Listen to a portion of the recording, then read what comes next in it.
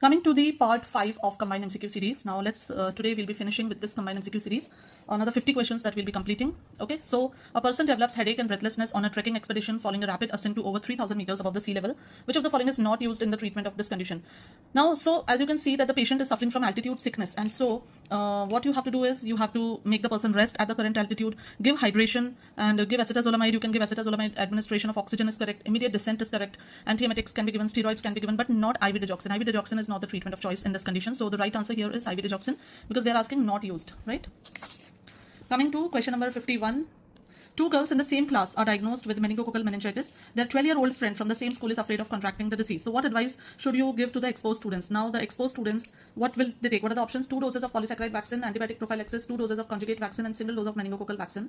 So here the exposed students will need to be given antibiotic prophylaxis. That is the best correct answer here. And as per the guidelines, antibiotic prophylaxis is the recommended thing for close contacts of a patient with invasive meningococcal disease. Okay, so antibiotic prophylaxis has to be given. Now this should be initiated within 24 hours of identifying the index patient, right? So within 24 hours it should be started. Prophylaxis if given more than 2 weeks after exposure of less value. Okay, what are the antibiotics that are used in the prophylaxis? So the antibiotics which we normally use is ceftriaxone, ciproflox, and rifampin. Okay, so this is used if it is a pregnant lady, then we use ceftriaxone. Okay, now next question. The most common drug which causes physical dependence is ketamine, heroin, LSD, phencyclidine. So here, now this type of question, understand that they are asking you physical dependence and they are giving you options which will cause psychological dependence. So there are two things which you have to understand here. One is drugs which cause physical dependence and one is drugs which cause psychological dependence. Now ketamine, LSD, phencyclidine, these all cause psychological dependence. Physical dependence is caused by heroin. So the answer here will be heroin. Which of the following is a water soluble contrast? Now what are the options given here? One more thing, this is actually a radiology question if you look deeply. So water soluble contrast, iohexol, barium, borium, and calcium. The water soluble contrast which is here is iohexol. Barium, we know that it is not a water soluble and it is used in some contrast agents, typically used as suspension in water. It is not directly soluble. Boron can be water soluble depending on the form, but it is not used as a contrast agent. Calcium is not water soluble. So these, all the three elements, barium, borium, and calcium, they are not used as water soluble agents. Now iohexol is basically a non-ionic water soluble contrast agent and it is used in contrast CT scans, right? So iohexol is the right answer here. Which of the following drugs cause carcinoma bladder? Carcinoma bladder कौन करता है? Cyclophosphamide, cisplatin, taxane, tamoxifen. Now out of these agents, we know very well that cyclophosphamide is the culprit. This causes carcinoma bladder. Why? Because cyclophosphamide, it releases two what I'll say the two metabolites, and one is aldophosphamide, which is the active agent and acts systemically and anti-cancer is the activity hoti hai, and another is acrolein mustard, and this acrolein mustard, it causes toxicity, bladder toxicity, hemorrhagic, what is that called as hemorrhagic cystitis. And remember, what is the antidote to this side effect of cyclophosphamide? That is Mesna. So Mesna is used in treatment of this toxicity of cyclophosphamide. Cisplatin mainly causes neurotoxicity. Tamoxifen is an serum which is used in bladder in breast cancer, right? A young female presented with vaginal itching and green frothy genital discharge. Strawberry vagina is seen on examination. What will be the drug of choice? Now again, this is a very, very commonly asked. The infection that we have here is Trichomonas vaginalis. Okay, and the drug of choice for treatment of Trichomonas vaginalis is metronidazole or tinidazole. Single dose tinidazole does wonders in this. What is the mechanism of action of curated group of muscle relaxant? Curated group of muscle relaxant, matlab they are talking about D-tubocurarin, pancuronium, ropicuronium, and atracurium. Now, what are they? They are basically competitive antagonists of acetylcholine at the NM receptor.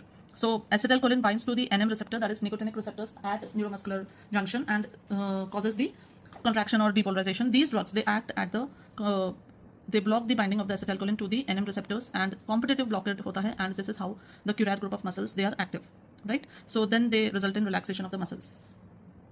Which of the following is not used for induction of anesthesia in pediatric patient? So here, out of the options given, halothane, sevoflurane, desflurane, and nitrous oxide, desflurane is found to be something anesthesia which is contraindicated due to upper respiratory adverse events. And why these adverse events? Adverse event क्या होगा? जैसे laryngospasm हो जाएगा. So why this laryngospasm occurs? Because desflurane is a pungent irritant hota hai ye, and it makes laryngospasm, makes it more likely to cause laryngospasm in children, right? So especially when it is used for induction without intubation, right? So desflurane is contraindicated in pediatric patients. The next question is, which of the following is Burkholderia cepacia resistant to?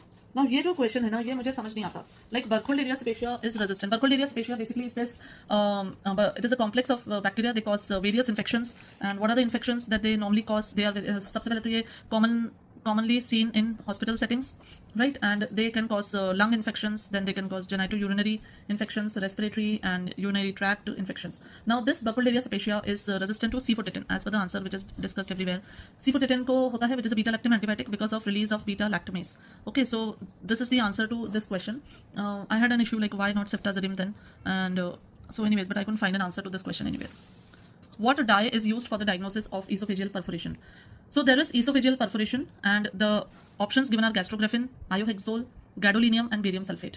Now out of the given options, see barium sulfate is outrightly cancelled. We cannot give it in esophageal perforation. Okay, so iohexol is the correct answer of all the following because first of all it is a water soluble contrast agent, right, non-ionic, so it is less irritating to the tissues surrounding the esophagus. Then more readily absorbed, iohexol more readily absorbed than barium, so it is safe for the patients at risk of aspiration, if the patient is having a risk of aspiration or if there is a direct communication between the esophagus and the airway. So gadolinium, iohexol is the preferred option here. Which ion is most responsible for the resting membrane potential? So for resting membrane potential, the ion which is most responsible is potassium, because to bring back the resting membrane potential from hyperpolarized state to the normal state is the potassium ion. So by sodium potassium ATP is pumped, then potassium ion is thrown out and potassium ion is brought in and sodium ion is thrown out. That is what restores the membrane potential to resting, to RMP level. And so the main action, basically the ion responsible is the potassium. Which of the following is drug of choice for preoperative antibiotic prophylaxis in a patient undergoing cardiac surgery?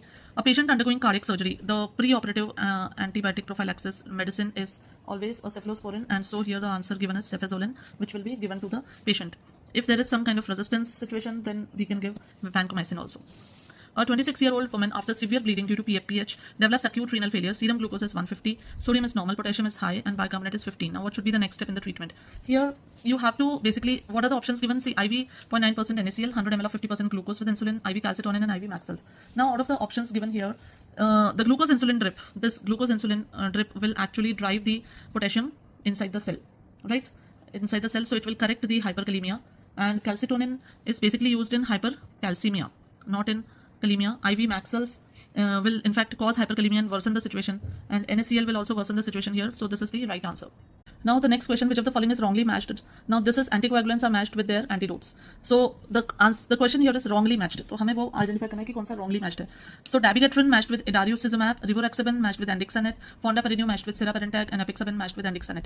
So now rivaroxaban and apixaban are factor 10A inhibitors, and andexanet is the antidote for the factor 10A inhibitors. Idarucizumab is a monoclonal antibody against dabigatran that is directly acting oral thrombin inhibitor. Now fondaparinux is a low molecular weight heparin and uska basically synthetic analog hai, and siraparantag is basically an investigational drug, right? So this is an investigational drug, and this drug they're testing it whether it can be effective against various anticoagulants. Now various anticoagulants means it is basically under investigation whether it is active against direct and 10A inhibitors and heparin. So as such देखा जाए तो this siraparantag is active against fondaparinux, but it is not FDA approved as of now, and so maybe out of all the given options this is the best answer.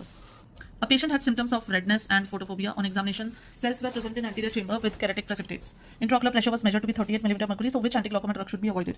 So now this is a case where there is anterior uveitis, right? And curated precipitates are there, so inflammation is there. So what you will not give? You will not give PG analogs, because PG analogs are basically inflammatory mediators. So you cannot give PG analog in a patient who is already having an inflammation condition, right? So this is the right answer. Next, a hypertensive patient has grade 4 renal failure and GFR is less than 30 ml per minute. The physician wants to prescribe a thiazide diuretic. So which is the best drug for this patient? Now thiazide diuretic basically patient को देना चाहते हैं, grade 4 renal failure है and GFR is less. So thiazides, they are found to be ineffective when the GFR is less than 30 to 40 ml per minute. But metolazone is a drug which is found to be effective even when the GFR is less than 30, मतलब 20 to 30 की range में भी अगर GFR होता है तो metolazone is found to be active. So here the correct answer is metolazone, right? A study is conducted to see the effect of drugs on isolated mammalian intestinal tissue in Thales organ part. Which of the following is the likely drug from the graph shown below? The graph, I think I remember that question. So the graph was basically like this, and then slowly and slowly there's a decrease in the amplitude of the contraction. So acetylcholine, understand acetylcholine is a stimulant. It increases peristalsis. Barium chloride is a directly acting stimulant. Potassium chloride or adrenaline come karte hain. Now the graph which was given shows that there's a decrease in the amplitude and tone. So this is an effect which is brought by adrenaline. The right answer in that question was adrenaline. Inhaled NO is used in the treatment of pulmonary hypertension. This is very commonly known. Inhaled nitric oxide is a vasodilator. Nivolumab is a monoclonal antibody used in the treatment of. Options given are Hodgkin's lymphoma, medulloblastoma, retinoblastoma, and pleuropulmonary blastoma. Now, nivolumab is an immune checkpoint inhibitor. Okay, immune checkpoint inhibitor hai nivolumab, and this drug is basically used against which receptor? Against PD-1 receptor, that is programmed death receptor. So by acting on this, it reduces the T cell activation. Okay, now this drug is used in Hodgkin's lymphoma. This is used in Hodgkin's lymphoma, renal cell, non-small cell lung carcinoma, urothelial, colorectal, hepatocellular, various type of carcinomas. A patient is taking chemotherapy, cyclophosphamide, methotrexate, 5-fluorouracil for treatment of breast cancer. She developed fever, and on investigation she had anemia and neutropenia. Which of the following antimicrobial is not indicated? So again, this is a repeat question. In the immunocompromised patient who is already taking chemotherapy, so you should not use a bacteriostatic antimicrobial. Use always Cidal. So out of all these options given here, piperacillin tazobactam is Cidal, cefepime is Cidal, linezolid is static, and meropenem is static. So the options out of the options given here, we will pick on this because they are asking not indicated. So linezolid is not indicated here. A patient on reticabine therapy for a month for focal seizures, phenytoin is added to the therapy. What is the next best step? Now reticabine is a drug which is a potassium channel opener. Okay, it is a potassium channel opener used in focal seizures. Now reticabine's metabolism is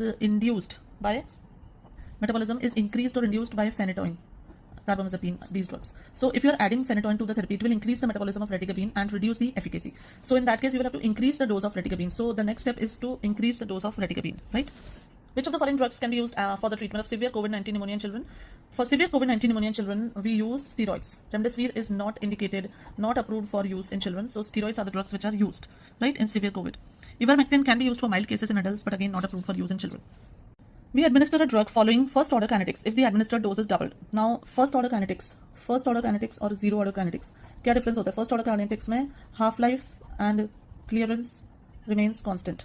Okay, and rate of elimination is directly proportional to plasma concentration. While in zero order kinetics, the rate of elimination remains constant and clearance, as the increased plasma concentration, the clearance decreases, right? Rate of elimination remains constant and clearance reduces. As a result, their increased toxicity can happen with continuous dosage. This is also called as saturation kinetics. Okay, so a constant fraction of drug is eliminated here, a constant amount of drug is eliminated here. So when you double the administered dose, plasma concentration and elimination half-life remains same. Plasma concentration becomes double, elimination half-life remains same. Elimination half-life becomes double, plasma concentration remains same. Elimination half-life and plasma concentration both become double. So this option is correct here, which says that plasma concentration becomes double and elimination half-life remains same. That is, it remains constant, right? Next, which of the following is correctly matched regarding intrinsic resistance to antifungals?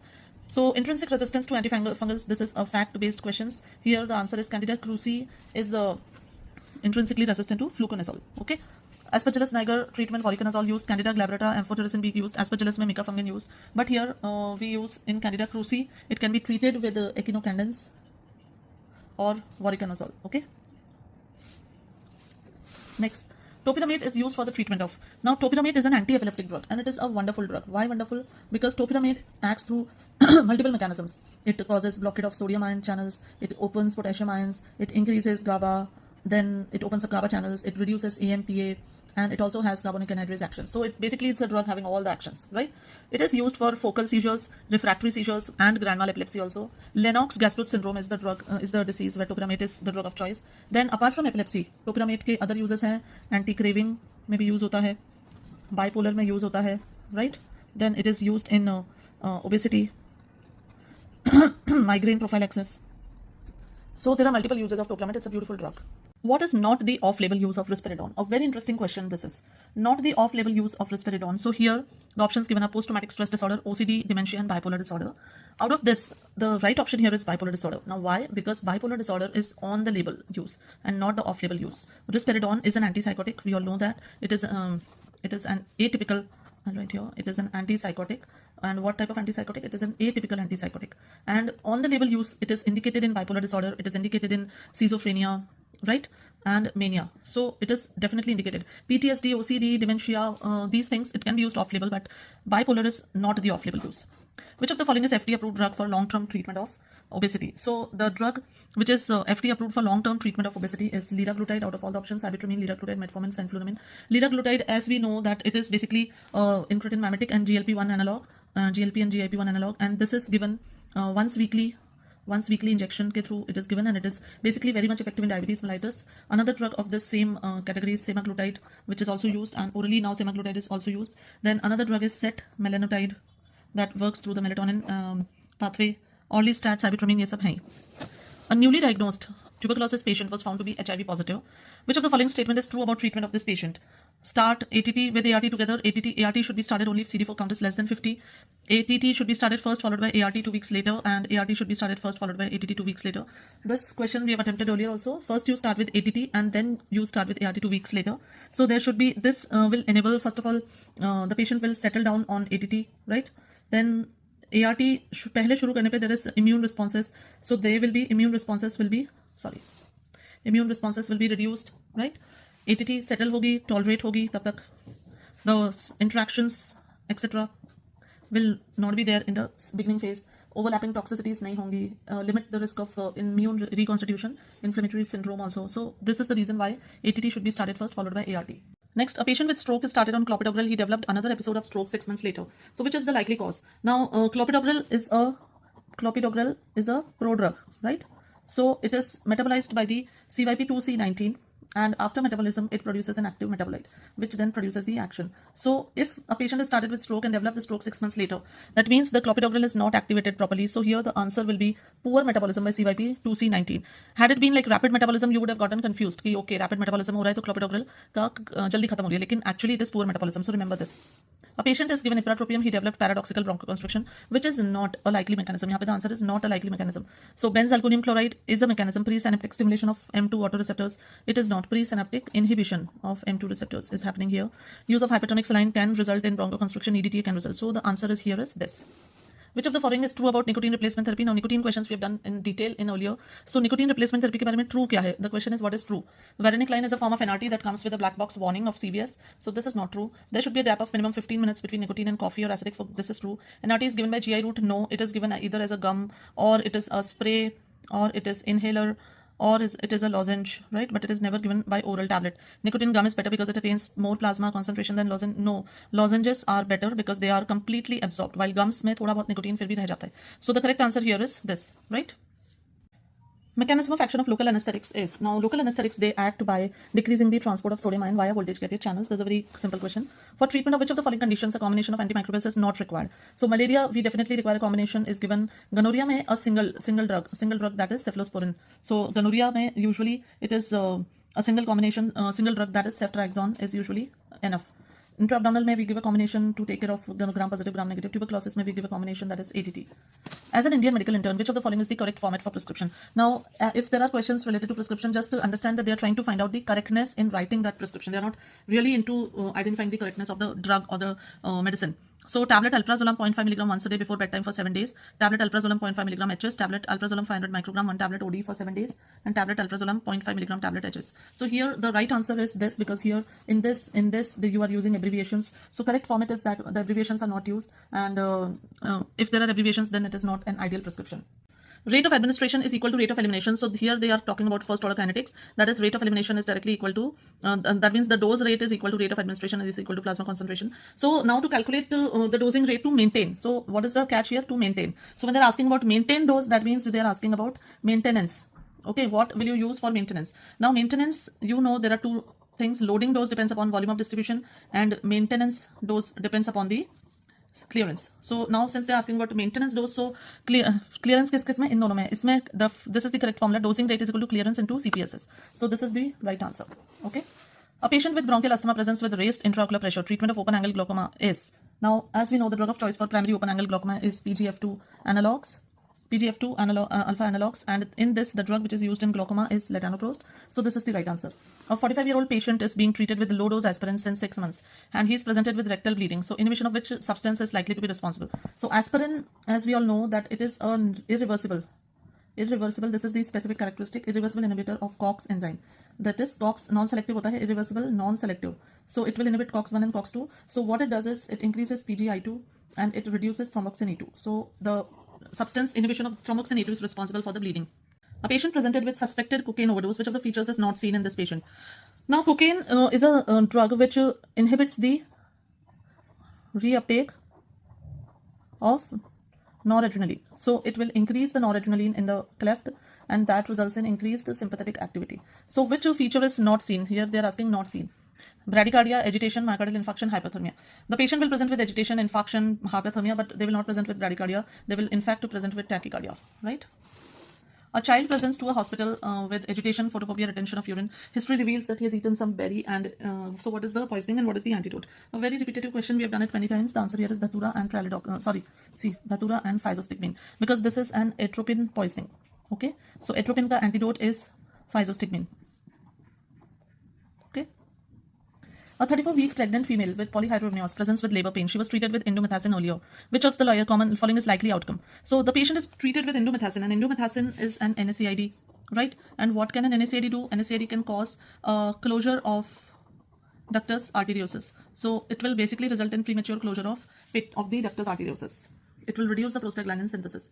A 60-year-old female with renal disease is admitted for pyelolithotomy. The post-operative analgesic of choice in this patient is, now see, a patient with renal disease for pyelolithotomy, which diclofenac, indomethacin, naproxen, acetaminophen. So you will use a safe in kidney disease type of analgesic. So what, in your opinion, that will be? It will be acetaminophen, no doubt about that. A patient on digoxin therapy had a level of 1 nanogram per ml receiving other drugs, and there was flattening of T waves. Plasma level is this. Which drug is responsible? So here now digoxin ka basically interaction hua hai. Digoxin ka there is an overdose, and the overdose with hypokalemia because there is flattening of T wave. So now the drugs that are given, which of the drug is likely to be responsible? Triamterene, it causes hyperkalemia. Atenolol, I don't think atenolol. Potassium chloride is again hyperkalemia. Clarithromycin. Now clarithromycin can cause digoxin toxicity by inhibiting the renal. It inhibits the what? Renal excretion of digoxin. So this is the drug. Clarithromycin is the culprit here.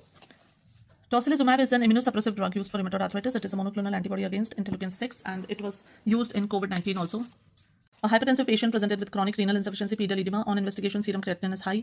Which of the following drugs should be used for the management? Now, management of a patient with CKD. CKD, the first drug that should be given is ACE inhibitor or ARB. Then the second drug can be diuretic, that is loop diuretic, thiazides, and then the third is CCBs, right? So now in this patient, prazosin, alpha blockers to nahi use honge, beta blockers bhi effective nahi hai. Now patient is having serum creatinine also very high. ACE inhibitors, ARBs are not given in this option. So now the option that we have is chlorthalidone, which is the second thing. Now thiazides are also found to be ineffective. Thiazides, they are ineffective if the creatinine is more than 2.5 milligram per deciliter, right? Now chlorthalidone is preferred agent here because of its long duration of action, and it is a thiazide diuretic. Metolazone is also found to be very effective. Metolazone is even when the GFR is 20 to 30, that time also metolazone is found to be very effective. Okay. So these are the drugs. Now alpha blockers, renin inhibitors, they can be used in treatment of hypertension but not in renal insufficiency. Alpha blockers in hypertension, they are used but only when there is a urinary obstruction due to BPH, right? A 26-year-old female came to the hospital for pre-conceptional counseling.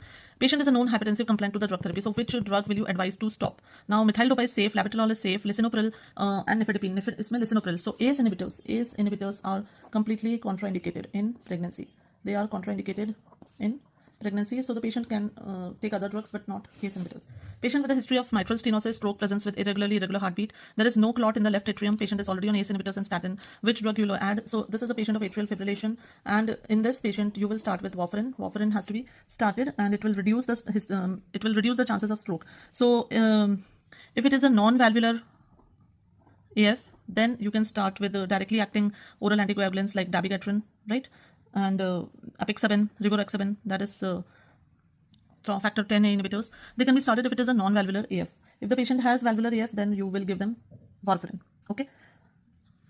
A 50-year-old male presents to the hospital with complaint of chest pain. Angiogram reveals left circumflex artery occlusion. Stenting is done. Patient started on aspirin 75 mg, atorvastatin 20, and metoprolol 50. Which statement is correct regarding further management? Further management may add P2Y12 receptor blocker, increase dose of aspirin, increase dose of metoprolol to 10, 100 mg, add nifedipine. You will not add nifedipine. You will not increase the dose of metoprolol and aspirin. You will add a P2Y12 receptor blocker, that is clopidogrel. So this drug will give anticoagulation coverage to the patient. A 36-week pregnant female was taking warfarin. It is one more thing I wanted to tell you. It is called as dual antiplatelet it is called as dual antiplatelet therapy. Please remember this term, and in short it is called as DAPT, where you give aspirin plus clopidogrel. A dual therapy is given. It is given to patients after stenting. A 3-week pregnant female taking warfarin has INR value of 3. So next step in this management. Now she is a pregnant lady. She needs to stop warfarin, start with heparin. Okay, so this has to be done. Stop warfarin and start with heparin. This aspirin, no, because it can result in premature closure of patent ductus arteriosus. Continue warfarin, add heparin. You have to stop warfarin. Switch to aspirin is wrong. A 60-year-old postmenopausal woman having a previous history of Colles fracture presented with backache. Which statement about anti-osteoporosis drug is false? So the question here is false. Calcium requirement is 1200 mg per day. That is right. Oral vitamin D should be given along with calcium supplements. That is also right. Bisphosphonate therapy should not be given for more than 1 year. That is wrong. Bisphosphonate therapy can be given for 5 years. Teriparatide therapy should be followed by bisphosphonate therapy. This is right. This teriparatide is basically a synthetic analog of growth hormone, and this is indicated in females with high risk of fractures. It is usually given for 2 years, and then it is followed by an anti-resorptive therapy, right? And the bisphosphonates, they are drug of choice, continued for 5 years also. An anesthetic injected bupivacaine in a patient for axillary nerve block. Later, the patient developed restlessness, agitation, and cardiovascular collapse. So, what is the next best step in the management? Now, here, basically, this is a local anesthetic toxicity. ठीक है, and local anesthetic toxicity में सबसे ज़्यादा जो होता है cardiovascular collapse के ही chances होते हैं. So here seizures अगर आते हैं, you can treat them with GABA agonist. Then vasopressors may be required, right? Then total cardiovascular collapse के लिए then you have to give CPR plus 20% lipid emulsion, right? That is the therapy. So the option out of this is this 20% intralipid, which has to be given. A patient admitted for surgery and halothane is planned as an anesthetic. Patient is explained about the adverse effect of malignant hyperthermia with this drug. Which of the following drug may also result in malignant hyperthermia? So malignant hyperthermia can be precipitated by succinylcholine also. This can also trigger, and IV dantrolene is the drug of choice for treatment of malignant hyperthermia. Patient presents to hospital with 3 bouts of vomiting and treated with antiemetic. Vomiting subsides, but after some time he developed abnormal movements. Which drug is used for the treatment? So here the options are benzaxol and cyproheptadine, L-dopa and hyoscine. Now, as the history suggests, that patient was given a dopamine receptor blocker. So D2 antagonist. Antiemetic is metoclopramide. This has antagonistic effect on D2 receptors, and because of that action, it produces this extrapyramidal symptom, that is movements, abnormal movements, right? And the treatment of choice for that is central anticholinergics. In which, what is the drug which we have? We have the drug which is called as trihexyphenidyl, right? Which is also called as benzhexol. So here the right answer is this. A patient having history of paronychia on finger presents with the following features as shown in the image below. The image is not here. Drug of choice for treatment of this patient is, now this patient is basically, the picture was of lymphangitis. This question we have covered earlier also, and the drug of choice is coamoxiclav. That is to be given to the patient here, right? A female taking oral contraceptives acquired tuberculosis after prescribing AKT. Physician advised for alternative contraception. What is the reason? Because rifampicin, which is there in ATT, rifampicin will induce the metabolism of OCPs. It will increase the metabolism of OCPs and make them ineffective, right? So that is the reason we have to substitute the contraceptive. So rifampicin increases the metabolism of OCPs. Metronidazole is used for treatment of various anaerobic infections as well as bacterial vaginosis. Patient is instructed to avoid taking which substance after metronidazole prescription to avoid possible adverse effect. So metronidazole ke saath then we should not give alcohol because it will result in disulfiram like reaction, right? Okay. A patient of borderline leprosy received multi-drug therapy. He developed skin lesions as shown in the figure. So the figure basically showed a lepra reaction, and in such cases, how should the patient be managed? Stop MDT, give thalidomide, continue MDT, give thalidomide, stop MDT, give steroids, continue MDT, give steroids. Answer here is continue MDT and give steroids. Never stop the MDT and give the steroids for this inflammatory reaction. A 20-year-old boy presents with slow-growing mass on the medial side of thigh. Investigations revealed it to be osteosarcoma. Patient was started on methotrexate. Now, mechanism of action of methotrexate as an anti-cancer drug is, now methotrexate is basically an inhibitor of dihydrofolate reductase. So it inhibits the conversion of dihydrofolic acid to tetrahydrofolic acid, right? So the enzyme is dihydrofolate reductase. Usko ye inhibit karti hai methotrexate. So this is the action. Topical application of 400 microgram per ml of mitomycin C is used for. The topical application is done in 2 cases only, that is subglottic stenosis and intravesical treatment of bladder carcinoma. Intravesical treatment of bladder carcinoma, right? So mitomycin, topical mitomycin is used only in these 2 options, these 2 diseases. So with this, we come to an end of the MCQ series, combined MCQ series. We have done total 5 series in which I have covered almost 180 there and 111 here. So we have covered around 300 MCQs total.